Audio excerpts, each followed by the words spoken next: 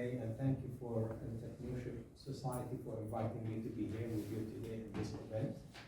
My name is Munter from Durham Enterprise, specializing in enterprise consultancy.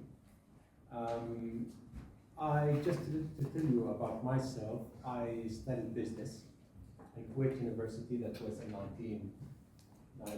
1986, and then I studied my master's degree in management in the United States Thunderbird. Since then, I have worked internationally in different businesses and careers. I started my careers as an industrial researcher. Then I worked as a general manager of manufacturing companies for 14 years, and then project and investment director in other foundation for about 11 years. And then I decided in 2015 to come over here with my family and settle in UK and to start my consultancy business, Grow Enterprise.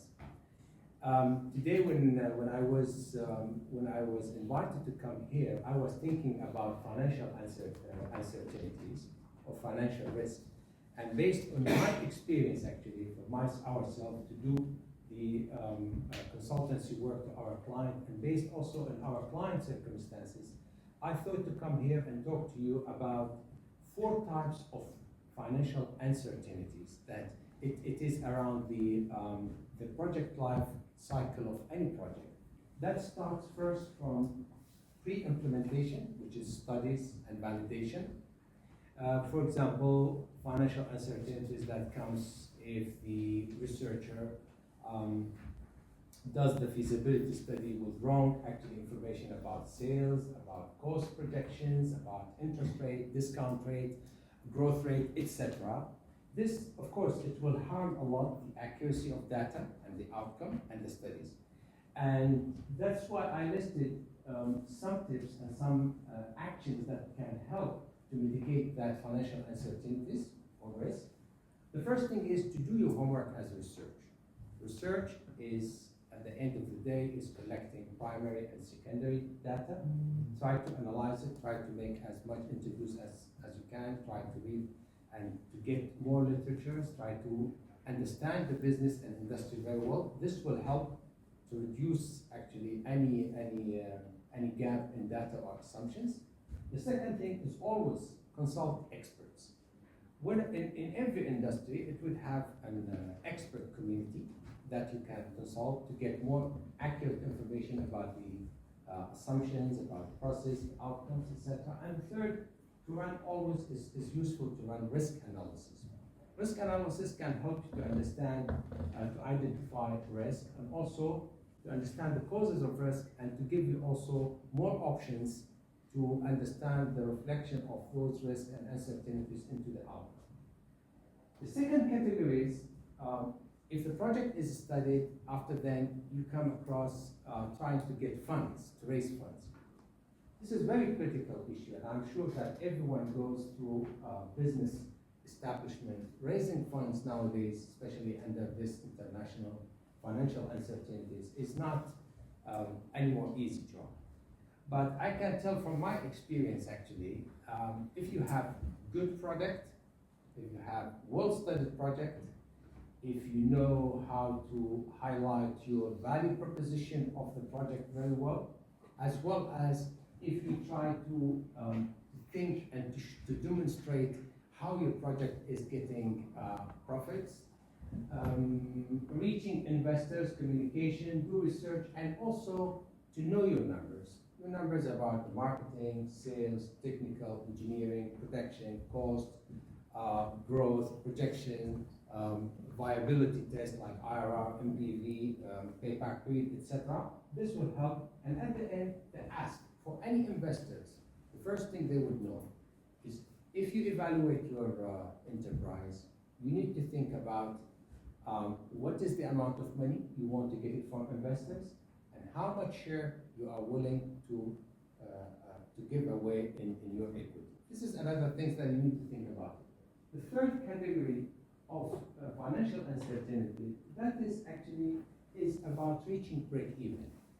We all know, especially for people who are running businesses, if you don't reach your break-even, it means that you are in a loss situation. And that situation, it will be very harmful for any business. So, as soon as you reach your break-even and you stop the losses, this is the time where you can grow after them and make profit and continue. To reach break-even point, I have very good experience in that. You need to think, and you need to study, and you need to analyze a lot of things to reach into break-even. The first thing you need to think about, market research. Market research, you get to know what is your product offer, what is your market mix, who is your clients, what is their needs, their wants, what is your target market, competition, etc. So the best thing is to come up with the ideal and good practical market mix. It will help you a lot to reach your break-even as soon as possible. The second thing is financial planning.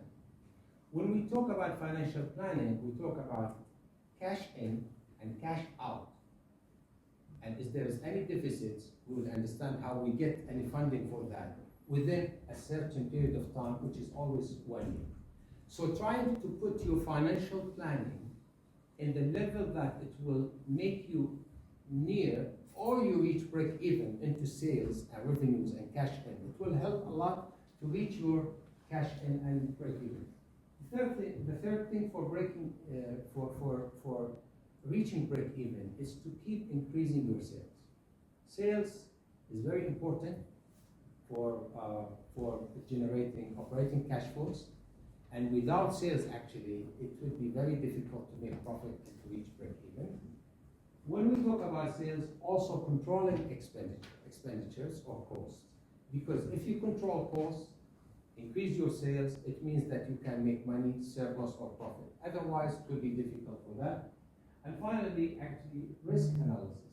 Risk nowadays is very much important. Whenever we talk about uncertainties, we need to have a tool of risk analysis. Risk analysis, what is the advantage of that? You will get to anticipate and identify the risk, the causes, and what is your strategy to mitigate them in case that it will happen. Finally, the fourth stage of any business development is to make it grow. Growing. Business, what we mean by growing, that increasing sales, increasing operation, production, increasing market share, increasing people, staff, etc. And without having a growth mutually, the net worth of the company, it becomes very much low or maybe getting very much shrunk. And the tips for making your growth, we need to focus a lot on increasing your sales, increasing your market share. The second point is to control your costs. That's another point that you need to take care of that in order to grow. Because if you control your costs and increase your sales, you have very good surplus, that will help you a lot in making growth. The other things is, especially in manufacturing businesses, you need to look into to improve operating efficiency. That's very much important because this depends on eliminating as much waste as you can, trying to utilize all the resources you have, and based on that you can make more efficiency on that. The fourth thing is about setting your pricing strategy. Pricing strategy is very much important for those who are working in business. Based on that, and you cannot fix your pricing strategy unless you know your costing structure, your business plan, your competition, etc. And based on that pricing strategy, it will help you a lot in reaching your goal. The other things is, of course, you cannot have sale without having customer development. So it's always under searching for customers, discovering, and try to keep up your customers and grow. Those actually, I look at it as in a business project line, those four categories of financial uncertainties, and I hope that those notes and tips will help you to identify financial uncertainties and to give you also ways how to mitigate them. And thank you very much for listening.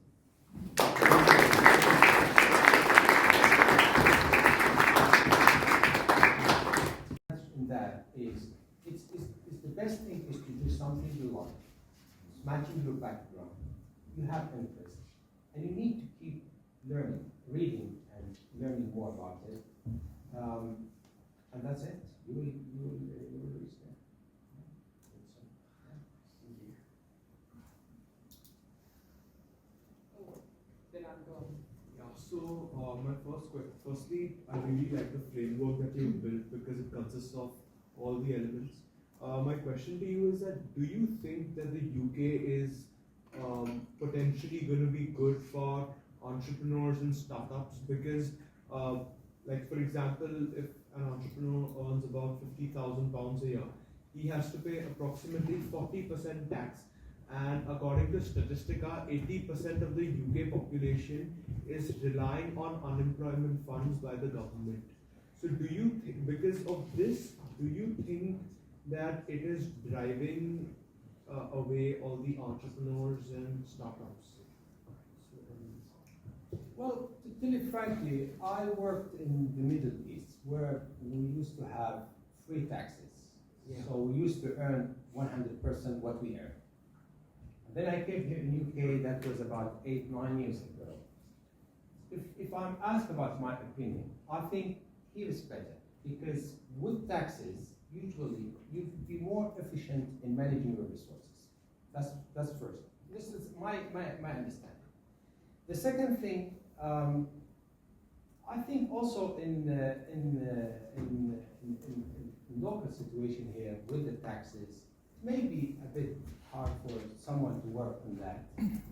But at the end, you can look also for overseas things if you feel yourself that in UK that the situation is getting maybe sometimes difficult. Exactly what I'm doing actually. Most of our services goes to Middle East, Iraq and North Africa. It will help in that. But yeah, sometimes some people look at it as challenge, but for me I look at it as something is quite well. Thank you. Yes, there's, Oh, sorry, there's you're one right. more, There's, yes. there's one. Go ahead. Can we hear a bit more about your business? Like, what is it that you do? Where's my business? Yeah. I'm based here actually in Wokingham. My business, I work as a freelancer actually. I do have some connections with some professional network over here. And most of our work, we do it online, sometimes traveling, take our bags and travel and meet. And yeah, this is how we do our business. Any more questions? Go on, So your a couple of comments and Yes. a question. First of all, I echo what you said, that if you love something, you can always find a way to commercialize it, right? So that's a message to everyone.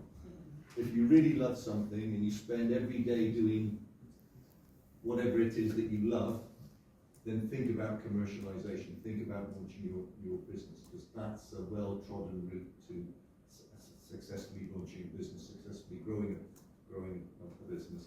The second comment I would make is regarding sales. Again, to echo what you said, sales is absolutely fundamental. Okay, without sales, I'll go further than you did. You were very polite in your response. You die. No sales, you die. Even if you've got external financing, they will only finance you for so long until they say, where are the sales? Why aren't the sales growing as you expected? So sales is particularly important. For me, if you're not having sales, you fail. Okay? And companies only fail for one reason. I don't care what company you talk about, they fail for one reason. They fail to generate top line. They give all sorts of reasons why they've not succeeded, because the wind was blowing this way, because the economy was turned upside down, because the government didn't do this or did that. But it comes down to your ability as a management team to be sufficiently agile and accommodating of those changes, be they global changes, be they local changes, so that you can find ways of making sales. And businesses have them. They've become very resilient, and they found ways to make sales during COVID. They moved online and started selling online, right? So the company that succeeds is a company that's agile. But please understand, there's only one reason why companies fail. My question, specific question, forgive me, Alan, I'm getting to the question. Don't worry, don't worry. is pricing strategy. Yes. What advice would you give in the role that you perform when somebody's saying, what pricing strategy should I be following? That's a very good point. First of all, study your market very well to understand what is the prices level. Second thing, study your cost. Because at the end of the day, you need to make pricing to take you to profit. You don't want to make losses. The third thing, have your own strategy, where you want to reach, and how you can do that. The fourth thing, especially when it comes to pricing, you have to be careful to think about your pricing along with your other marketing offers. Because at the end of the day, costing, some of your costing, it's seen to you, but some other type of costing sometimes it's hidden, but it is very much related to your pricing and sales, which is giving some free goods, giving some discounts, giving some promotions. So you need to think about those things. Pricing is very critical, and it is related to sales, because sales is price multiplied by quantity. And if you have no sales, means no operating cash flows, means losses, debt. So I think the pricing strategy is very much important. The other thing is, it's not good in business to keep changing your prices. It's always good.